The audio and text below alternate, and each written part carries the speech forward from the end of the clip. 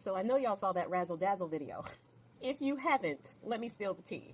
So there's a guy on TikTok, and he's angry because Mike Johnson has refused to swear in Adelita Guajalva because he doesn't want her to be that last signature that they need for the discharge petition to force the DOJ to give everything they have on the E-Man files. Bone Spurs has been very specific with Mike Johnson on his orders of what he is supposed to do to make sure those files do not see the light of day. And Johnson is following his orders. So he's doing everything that he can, including shutting down the government, also because Republicans don't want to give Americans health care, to make sure that he does not swear her in, because she said that the first thing she's going to do, her first act of business in that seat, is to sign the discharge petition. Now, the Razzle Dazzle video guy said that Mike Johnson has until Wednesday to swear in Adelita Guajalva, or he will release Mike Johnson's Grindr profile and his IP address to the public. I have that full video and the updated video that I will be putting on the back of my YT video, as well as my Substack video. So if you guys don't follow me on YT or on Substack, then go ahead, click the link in my bio and follow me there. And you will get the original video as well as the updated video, because he did need to do an update because what he did wasn't necessarily on the legal side. So he had to get some lawyers. But he also did say that he is not a danger to himself. And he is now not the only person with that information. He said that it has been copied multiple times, and he insinuated that more than one person now has that information.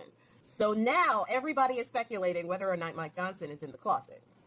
And you know, I kind of have a story about this. Whenever I see someone, especially a guy, that is ridiculously homophobic, like they make it their life's mission to make it so other people cannot love who they want, I always question their inner motives. Like, I question, what is it about that topic that they are so triggered by?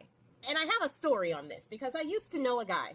I was in high school, and this was a grown man. He got mad that I was watching Will and Grace. I was watching Will and Grace, and he came in the room, and like the disgust that he had on his face that I was watching a show that was even remotely about the LGBT community. He was visibly bothered that I had the nerve to watch that show. But then there was one time where I needed to do a book report. And back in those days, you only had a computer or a laptop in your room if you were from a rich family. So I didn't have a computer or a laptop, and I couldn't get to the library. I needed to finish my report, and so I used his computer. Now, his rules with using his computer was that I was only supposed to use it under supervision. Now, I'm 17, okay? I'm only supposed to use it under supervision, and I'm only supposed to go to specific sites. Like, I couldn't actually, like, just roam the internet on his computer. And after I got off of his computer, he would literally check where I had been on his computer. It was diabolical how he checked. And if I went to too many places, he would literally confront me about it. And I'm like, dude, what is your problem with this computer? Come to find out.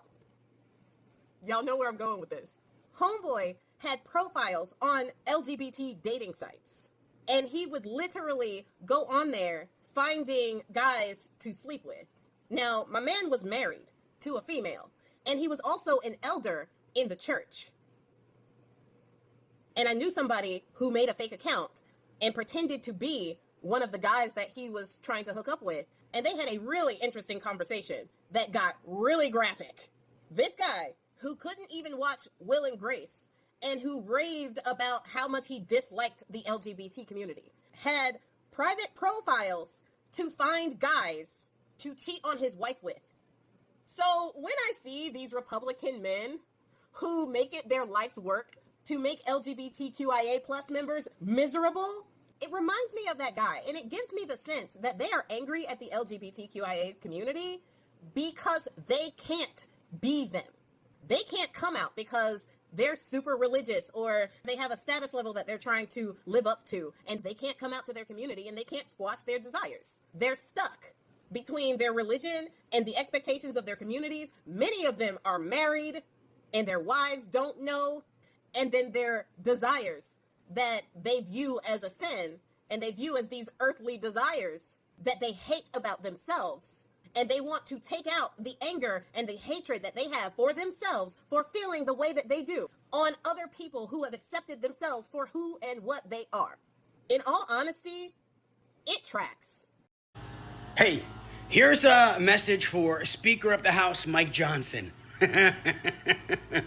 Pay attention, bud. This is for Mike Johnson. If you're not Mike Johnson, you can keep scrolling or you can stay here and listen to what I have to say. Hey, Mike, you have until Wednesday to swear her in. Wednesday. Or I will release your Grindr profile and your IP address. I bring receipts, bitch. You're not going to sit there and actively work against LGBTQ rights and democracy. It is treason. Yeah, I'm calling you out for treason. You have until Wednesday to swear her in and let democracy take its course, or I will release your Grindr profile and your IP address. Connects both to you, Mike. The choice is yours. Do the right thing. 'Cause I'm petty. And I'm not above this bullshit. Go fuck yourself. Well, to say the last 24 hours has been stressful and chaotic would be an understatement.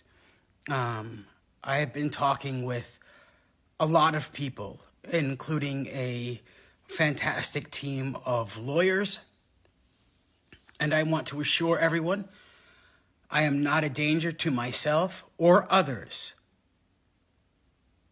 I am in a safe place.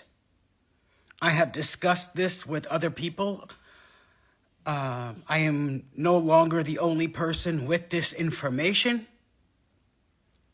It is backed up multiple times. This in no way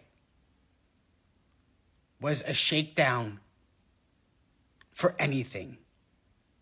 I stand to benefit nothing from this. I'm safe. My lawyers are figuring out next steps now, and I'll be laying low.